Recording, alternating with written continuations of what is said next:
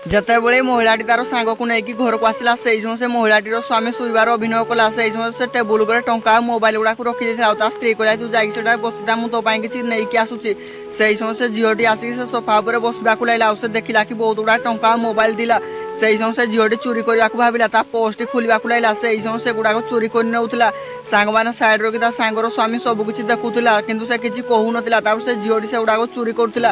ସାଙ୍ଗମାନେ ସେ ଭାବିଲା କି ସେ ପିଲାଟି ଶୋଇଯାଇଛି। ସେଇ ସମୟ ସେ ଝିଅଟି ଯେମିତି ଚୋରି କଲା କିଛି ସମୟ ପରେ ସେଠାରେ ସେ ଚୋରି କରିକି କହିଲା କି ମୋ ସାଙ୍ଗ ସେଟାକୁ ଆସୁନାହିଁ ତ। ସେଇ ସମୟ ସେ ପିଲାଟି ମଧ୍ୟ ସେଠାରେ ସବୁ କିଛି ଦେଖିଲା।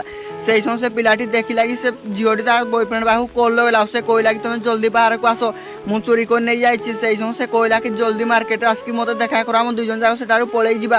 ସେଇ ସମୟ ସେ ଝିଅଟି ତା ବୟଫ୍ରେଣ୍ଡ ସହିତ କଥା ହେଉଥିଲା। ସେଇ ସମୟ ସେ ପିଲାଟି ସବୁ କିଛି ଶୁଣୁଥିଲା। ତାପରେ ସେ କଲ୍ରେ ଡିସ୍କନେକ୍ଟ କଲା।